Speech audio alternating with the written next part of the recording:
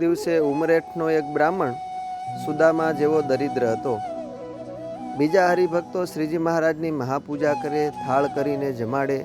તેને જોઈને અંતરમાં અતિ પશ્ચાતાપ કરે કે મારા જેવો કોઈ અભાગ્યો નહીં.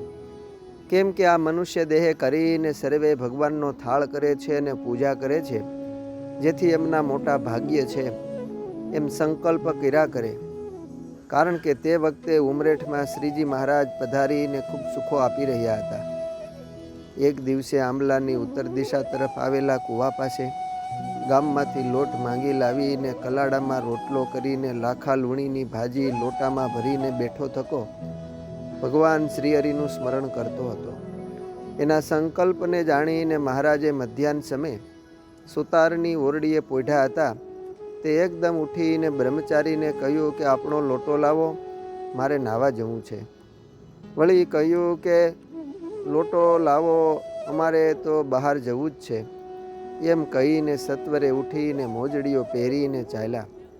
એટલે મૂળજી બ્રહ્મચારી પણ લોટો લઈને પાછળ ચાલ્યા. તે વખતે એ ભૂદેવ પાસે જઈને શ્રીહરિ ઊભા રહ્યા અને કહ્યું કે ભૂદેવ, અમને ભૂખ લાગી છે તો જમવાનું જે તૈયાર હોય તે આપો. એ વાતને સાંભળીને એ બ્રાહ્મણે બહુ હરખથી કહ્યું કે અરે મહારાજ, આ તો પંચકણીનો રોટલો અને લાખા લૂણીની ભાજી છે. તે તમોને મારાથી કેમ અપાય અને તમારાથી કેમ જમાય? ત્યારે વળી મહારાજે કહ્યું એ તો બહુ સારી છે. એમ કહીને પોતે જમવા બેસતા બ્રાહ્મણે બહુ હેતથી રોટલો અને ભાજી આપીને કહ્યું કે મહારાજ, આ તો વિદુરજીની ભાજી તથા સુદામાના તાંદુલ તથા શબરીના બોર એના જેવું જમણ છે.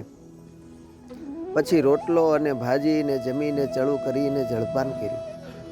તે સમયે બ્રાહ્મણે હાથ જોડીને અતિ હરખથી કહ્યું કે મહારાજ, મારો ઘણા દાડાનો રૂઢ સંકલ્પ હતો તે સર્વજ્ઞ ભક્ત મનોરથ પૂરક આપે આજ પૂરો કર્યો. એમ સવિનય કહીને મહારાજના ચરણારવિંદમાં પડીને રોમાંચિત શરીર ગદગદ કંઠ થઈને આંખમાં પ્રેમના આંસુ લાવીને ચરણારવિંદને અભિષેક કરતો થકો ઊભો રહ્યો અને વિનયસર સ્તુતિ કરતા બોલ્યો કે આજનું જે ભક્ત મનોરથ પૂરક નામ છે તે નામ આજ તો આપે પધારીને યથાર્થ સત્ય કર્યું. એમ કહીને મહારાજને ચરણે પગે લાગીને ત્યાં જ બેઠો. પછી મહારાજ તો ત્યાંથી ચાલીને ઓરડીએ આવીને પોઢી ગયા. ત્યારે બ્રહ્મચારીએ કહ્યું કે મહારાજ, તમારે તો નાહવાનું હતું ને, આ શું કર્યું? ત્યારે મહારાજે કહ્યું, એ જ નાયા, એમ રમૂજ કરીને પોઢી ગયા.